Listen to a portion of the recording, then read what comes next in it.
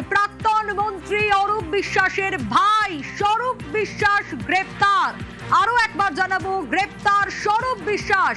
কি অভিযোগের ভিত্তিতে, কেন গ্রেপ্তার, আরো বিস্তারিত জানাবে এই বিষয়ে অনুপ রয়েছে আমার সঙ্গে। অনুপ, নিউ আলিপুর থানার পুলিশ ইতিমধ্যে স্বরূপ বিশ্বাস তাকে গ্রেপ্তার করেছে। তার বিরুদ্ধে যে অভিযোগ রয়েছে শ্লীলতাহানি এবং তোলাবাজির মামলা, মূলত এই মামলায় তাকে গ্রেপ্তার করা হয়েছে। প্রাক্তন যিনি ক্রীড়ামন্ত্রী অরূপ বিশ্বাসের ভাই স্বরূপ বিশ্বাস তাকে গ্রেপ্তার করা হয়েছে এবং কিছুক্ষণ আগেই তার বাড়ি থেকে তাকে নিউ আলিপুর থানার পুলিশ গ্রেপ্তার করেছে। কারণ তার বিরুদ্ধে শ্লীলতাহানির যেমন অভিযোগ রয়েছে, তোলাবাজির একটি অভিযোগ রয়েছে নিউ আলিপুর থানার পুলিশের কাছে অভিযোগ ছিল। এরপরেই কিন্তু গোটা বিষয় পুলিশ যখন খতিয়ে দেখে, তদন্ত করে দেখে এবং তার পরবর্তী ক্ষেত্রেই স্বরূপ বিশ্বাসকে ইতিমধ্যে গ্রেপ্তার করা হয়েছে জিজ্ঞাসাবাদের পরবর্তী ক্ষেত্রে। তার বিরুদ্ধে শুধুমাত্র এই একটি তোলাবাজি মামলা নয়, আরো একাধিক থানায় একাধিক তোলাবাজির মামলা রয়েছে। এর আগে পুলিশ তার বিরুদ্ধে কোনো ব্যবস্থা নিতে না পারার কারণ শাসক দলের তারা ছিলেন এবং সেক্ষেত্রে অরূপ বিশ্বাসের হাত কিন্তু মাথায় ছিল। তার কারণ অরূপ বিশ্বাসের ভাই এই স্বরূপ বিশ্বাস ফেডারেশনের তিনি একাধিক দায়িত্বে ছিলেন এবং সেখানেও কিন্তু তোলাবাজির একাধিক অভিযোগ রয়েছে। কিন্তু নিউ আলিপুর থানায় যে অভিযোগ দায়ের করা হয় তোলাবাজি এবং শ্লীলতাহানির অভিযোগ দায়ের করা হয় এই স্বরূপ বিশ্বাসের বিরুদ্ধে। ইতিমধ্যেই তার পরবর্তী ক্ষেত্রে গোটা বিষয় যখন পুলিশ তদন্ত করে এবং যে শ্লীলতাহানির অভিযোগ দায়ের করা হয়েছিল সেই গোটা বিষয় পুলিশ খতিয়ে দেখে এবং একাধিক যে তোলাবাজির মামলা অভিযোগ দায়ের হয়েছে নিউ আলিপুর থানায় সেই মামলাও সত্যতা দেখা হয়। এর পরবর্তী ক্ষেত্রেই স্বরূপ বিশ্বাস তাকে গ্রেপ্তার করা হয়েছে। এই স্বরূপ বিশ্বাসের বিরুদ্ধে কিন্তু ভুরি ভুরি অভিযোগ রয়েছে।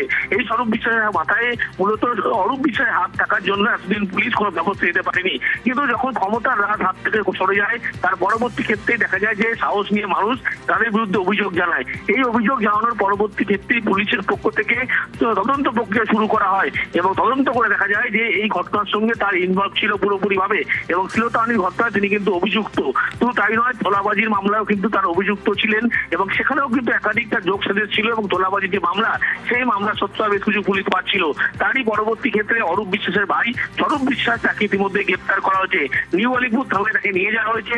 আগামীকাল তাকে আদালত তোলা হবে এবং তাকে হেফাজতে নেওয়ার আবেদন জানানো হচ্ছে। তার কারণ তার বিরুদ্ধে তোলাবাজির মামলায় তাকে গ্রেপ্তার করেছিল, তার মামলায় গ্রেপ্তার করা হয়েছে। এর পরবর্তীতে দেখা যাচ্ছে শুধুমাত্র এই থানায় নয়, আরো একাধিক থানায় তার বিরুদ্ধে অভিযোগ রয়েছে। অপর প্রতিনিধি মানুষ আমার সঙ্গে রয়েছে।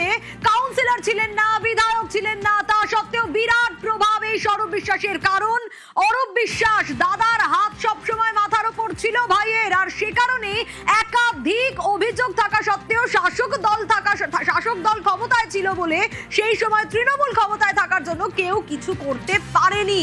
আর সরকার বদল হওয়ার পরই আজ গ্রেপ্তার স্বরূপ বিশ্বাস। আমার সঙ্গে মানুষ রয়েছে। মানুষ, একাধিক অভিযোগ, শুধু তাই নয়, বিধায়ক নয়, তিনি কাউন্সিলর নন, কিন্তু স্টুডিও পাড়ায় একচ্ছত্র আধিপত্য ছিল এই স্বরূপের। কি কি অভিযোগ তার বিরুদ্ধে? একদম সোনিয়া, তুমি সঠিক বলেছো। সত্যি এই মুহূর্তে বড় খবর যে গ্রেপ্তার হয়েছে স্বরূপ বিশ্বাস। এবং স্বরূপ বিশ্বাস তুমি যেমনটা বললে, উনি কোনো কাউন্সিলর নন, উনি কোনো বিধায়ক নন, উনি কোনো সাংসদ নন, অথচ তার হাত এত লম্বা ছিল যে স্বরূপ বিশ্বাসকে কেউ ছুতে পারতেন না। পুরো স্টুডিও পাড়া ভয়ে কাঁপত। স্বরূপ বিশ্বাসের বিরুদ্ধে একাধিক অভিযোগ আমরা দেখেছি বিগত বহু বছর ধরে উঠে এসেছে এবং যেই অভিযুক্ত এবং যেই অভিযোগে তাকে গ্রেপ্তার করা হয়েছে, যেটা আমার সহকর্মী অনুপ বলছিলেন যে তোলাবাজি এবং শ্লীলতাহানির অভিযোগে গ্রেপ্তার হয়েছেন এবং নিউ আলিপুর থানায় তাকে গ্রেপ্তার হয়েছে। একাধিক থানায় কিন্তু তার বিরুদ্ধে এর আগেও অভিযোগ রয়েছে সোনিয়া। কারণ স্টুডিও পাড়ায় তার বিরুদ্ধে তোলাবাজি এবং কাটমানির অভিযোগ রয়েছে।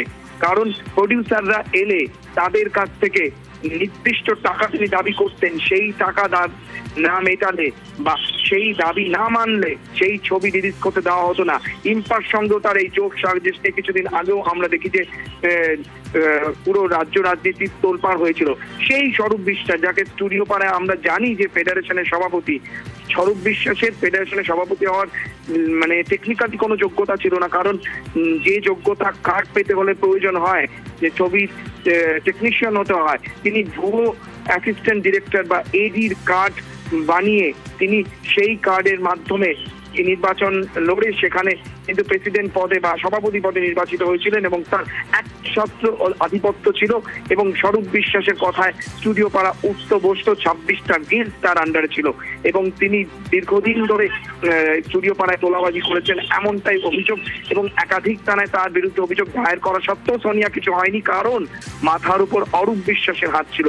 তিনি মন্ত্রী এবং তৃণমূল নেতা অরূপ বিশ্বাসের ভাই, তাই স্বরূপ বিশ্বাসকে কেউ ছোঁয়ার সাহস পেত না এবং স্বরূপ বিশ্বাসের বিরুদ্ধে কথা বললেই কিন্তু তাকে ইন্ডাস্ট্রিতে বয়কট বা ব্ল্যাক লিস্ট করা হতো।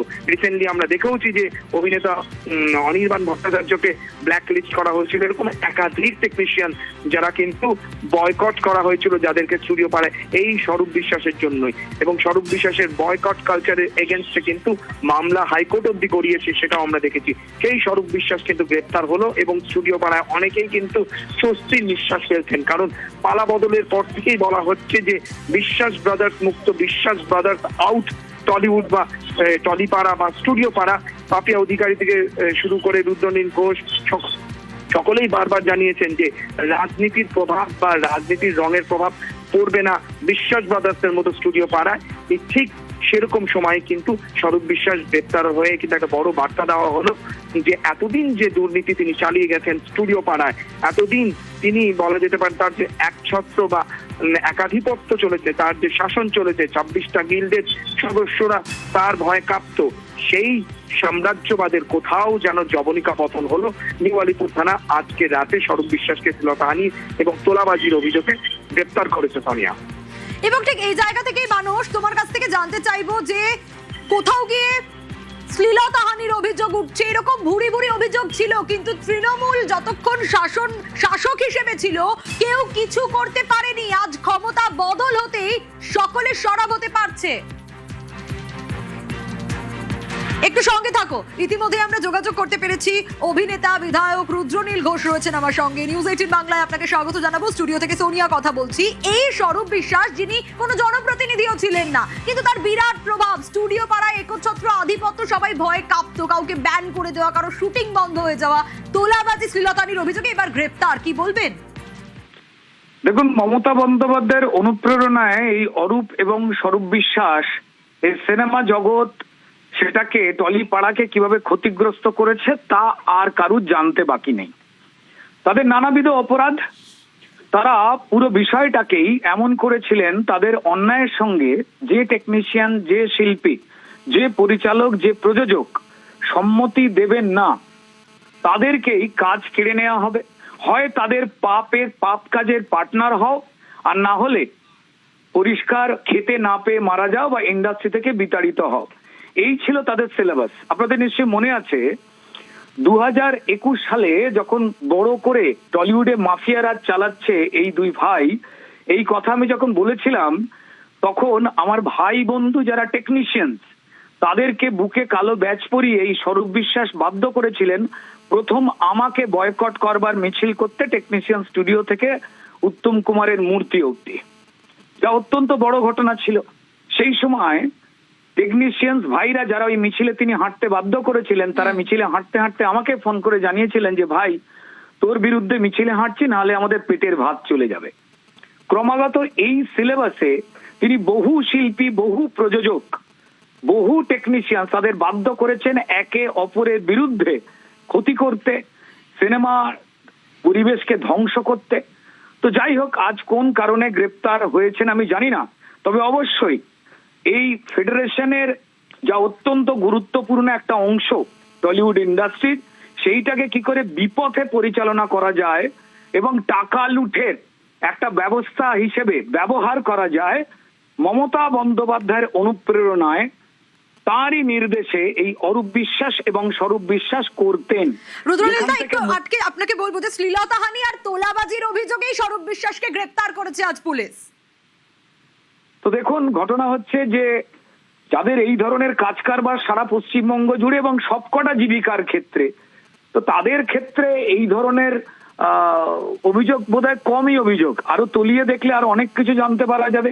এই ফেডারেশনের যে ফান্ড, এই ফেডারেশনের যে অ্যাকাউন্ট, সেই অ্যাকাউন্ট যদি তদন্ত করতে নামে ইডি বা সিবিআই যদি তদন্ত করতে নামে, আরো মারাত্মক তথ্য পাবে এইটুকু টলিউড পাড়ায় কান পাতলেই শোনা যায়।